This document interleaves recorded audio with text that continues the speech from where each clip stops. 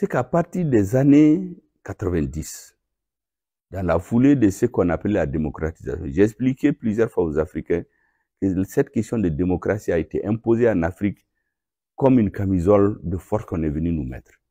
C'est pourquoi vous aurez constaté que tous les pays francophones dans lesquels on a changé les régimes politiques à partir de cette conférence de la Baule dite de la démocratisation, dans tous ces pays, sans exception, on a assisté à la destruction de l'armée, à la destruction des articulations des systèmes éducatifs, à des guerres civiles et des coups d'État à répétition. Le Congo, le Rwanda, le Burundi, le Tchad, l'Algérie, le Mali, le Burkina Faso, la Côte d'Ivoire, il n'y a aucune exception. Les seuls pays où il y a un semblant de stabilité, c'est les pays où ils n'ont pas pu changer les régimes politiques. Donc ce n'était pas une question de démocratie. Mais on a travaillé les mentalités des gens au point qu'ils nous font avaler ce qu'ils veulent. Donc à partir des années 90, ils sont arrivés à faire passer à la CEDEAO l'idée selon laquelle on fait maintenant de la politique. Quand un régime politique change, il faut prendre des changes suivant ce qu'ils appellent les voies non constitutionnelles. Il faut prendre des sanctions contre ce pays. Mais même dans ces sanctions, il n'y avait pas cette question d'embargo. Ça n'a jamais été prévu dans les textes de la CEDEAO. Malgré tout, qu'est-ce qu'on a constaté? En 2021, la CEDEAO ici est allée de violation en violation. D'abord, quand il y a eu le changement du régime le 18 août 2020 au Mali. Est-ce que vous savez que ce n'est pas la conférence d'État, des chefs d'État de la CEDEAO qui peut sanctionner un pays, mais c'est le président de la commission, un fonctionnaire, qui décide de sanctionner un État souverain qui est le Mali, après le changement de régime du 18 août 2020. Mais cela ne l'a pas suffi. Quand il y a eu, on a fait la rectification. Quand la France a décidé de nous mettre à genoux, la CEDEAO a été mise en plein là-dedans pour jouer leur jeu. Le représentant de la CEDEAO ici a commencé à démarcher certains responsables politiques, la classe politique, pour les pousser à refuser tout accord avec le gouvernement de transition. Nous l'avons suivi. Lorsque nous avons eu tous les éléments, nous avons demandé à la CEDEAO de changer leur représentant, parce qu'il est en train de se livrer à des activités incompatibles avec sa mission officielle. Ils ont fait traîner pendant un mois dans l'espoir de renverser le régime. Parce qu'ils faisaient croire aux hommes politiques qu'il ne faut pas qu'il y ait un accord, parce que si les Maliens s'entendent, la CEDEAO serait mal fondée pour prendre des sanctions. Lorsque nous avons vu leur mauvaise foi, nous l'avons renvoyé, on l'a déclaré personne non grata. Il y a des ambassadeurs qui se sont émis, qui sont même venus chez moi. Il y a un ambassadeur qui est venu faire l'avocat pour lui. Cet ambassadeur-là, je lui ai dit que ce représentant de la CEDEAO s'occupe des activités incompatibles avec sa mission officielle. Et il n'est pas seul. Je l'ai mis en garde, cet ambassadeur-là. Après, j'ai donné des consignes qu'il fallait au ministre qu'il faut pour le convoquer et le mettre en garde. Il a été renvoyé après, vous le savez tous. Parce qu'il a commencé avec son chef d'État à s'ingérer de façon flagrante dans nos affaires intérieures. Maintenant, pour revenir à la CEDEAO, c'est que chaque fois qu'il y avait des sommets de la CEDEAO, c'est le président français, c'est les médias français qui annoncent pratiquement les conclusions. Donc, quand les sanctions là devaient être prises, les sanctions illégales et illégitimes contre le peuple malien, elles ont été annoncées bien avant. Et quand elles se sont tenues, vous avez vu la sortie des Maliens le 14 janvier 2022, qui est appelée maintenant la journée nationale de la souveraineté retrouvée. Les Maliens ont dit non. Et qu'est-ce que nous avons constaté? La CEDEAO a commencé à violer ses propres règles. D'abord, quand ils ont pris l'embargo, comme c'est illégal et illégitime, ils se sont précipités pour manipuler et faire endosser ça à l'Union africaine. La France a intervenu pour faire adopter ça à l'Union européenne. Mais quand ils sont allés à l'ONU, par 2 fois, la Russie et la Chine ont posé leur veto parce que c'est illégal. Parce que les pays sans littoral comme le Mali, il n'y a aucun texte de la CEDEAO qui autorise cet embargo. D'abord, les textes de la CEDEAO, les règlements et les statuts de la Banque centrale interdisent cet embargo financier qu'ils ont fait contre notre pays. L'UEMOA, la même chose. D'ailleurs, nous avons pris des avocats à la Cour de justice de l'UEMOA. Le Mali a gagné son procès. Mais les chefs d'État ont refusé d'appliquer. Bon, vous voulez faire la loi dans un pays, vous violez vos propres lois.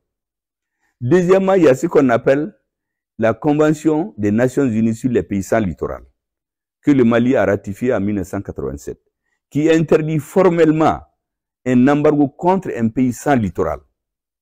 Donc, de violation en violation, leur objectif, c'était rentrer dans un système de rapport de force pour renverser le gouvernement malien. Donc, nous avons compris que finalement, la CEDEAO a quitté sa vocation d'organisation économique et financière pour devenir une organisation politique manipulée par des présidents extra-africains.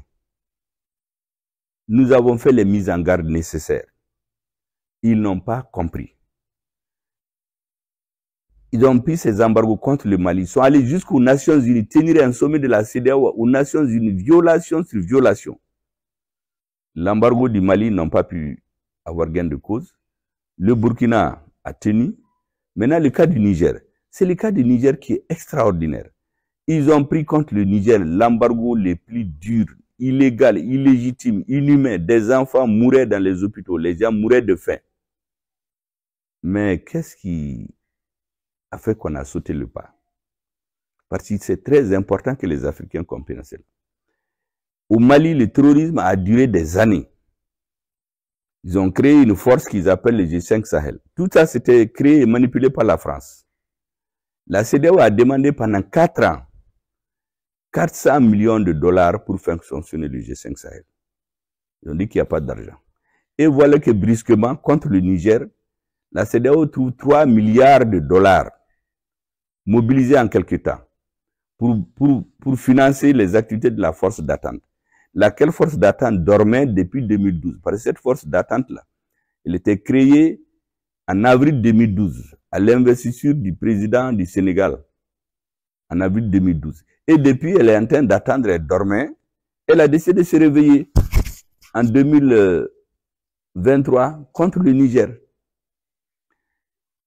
Les activités ont continué, les démarches, nous avons téléphoné, on a fait toutes sortes d'interventions. Mais la réalité, c'est qu'au niveau de la CEDEAO, les chefs d'État de la CEDEAO se sont transformés en commis auxquels le président français donnait des instructions. Est-ce que vous pouvez imaginer qu'au sein de la CEDEAO, même une partie des cotisations, c'est l'Union européenne qui les paye. Dans les bureaux de la CEDEAO, il y a des bureaux pour des officiers qui reprennent l'Union européenne. Même les officiers qui reprennent les pays de la CEDEAO au sein de leurs bureaux là-bas. Nous savons que c'était de l'espionnage que l'Union européenne faisait. Quand ils font les sommets, quand vous regardez les sommets de la CEDEAO, c'est des fonctionnaires et des ministres des pays étrangers qui assistent aux réunions. On se demande si c'est pour le Mali, si c'est pour l'Afrique ou bien c'est pour l'Union européenne et d'autres puissances. Donc la CEDEAO n'avait aucune indépendance de décision. Donc les objectifs des pères fondateurs ont été totalement mis au second plan pour faire de la politique politicienne. Cela ne leur a pas suffi. Ils ont trouvé les 3 milliards pour mobiliser une force militaire et agresser le Niger, renverser le régime pour mettre à la tête de ce pays les gens qu'ils voulaient. Mais lorsque le 27 janvier, parce que ça c'est important que les gens comprennent, nous avons eu les preuves qui se sont organisées pour faire une agression militaire contre le Niger et renverser le régime. Mais après le Niger, ça va être le Burkina. Après le Burkina, c'est le Mali. Ils vont tuer dans l'œuf ce sentiment panafricaniste des Africains. Même ceux qui sont sur la ligne vont se décourager après. Mais une force militaire pour venir tuer des Nigériens, non seulement vous avez tué des Nigériens à l'hôpital, maintenant tuer la population pour mettre au pouvoir quelqu'un que vous voulez. Mais nous nous sommes réunis. Le 28, on est sortis ensemble et nous avons mis en garde.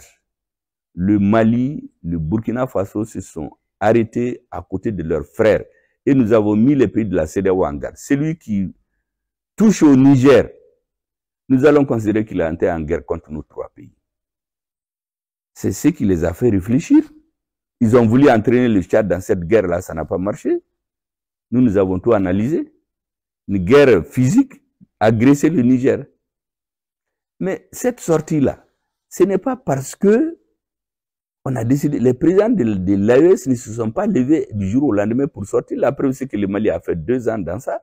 Le Burkina a fait 1 an ou 2 ans dans ça, mais c'est à la fin, ils ont décidé de passer à une étape supérieure.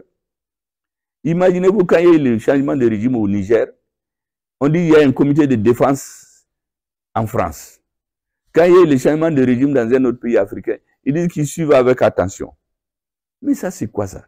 Nous avons dit qu'on ne va pas venir nous imposer en utilisant des Africains qui n'ont aucun respect, parce que nous connaissons l'histoire.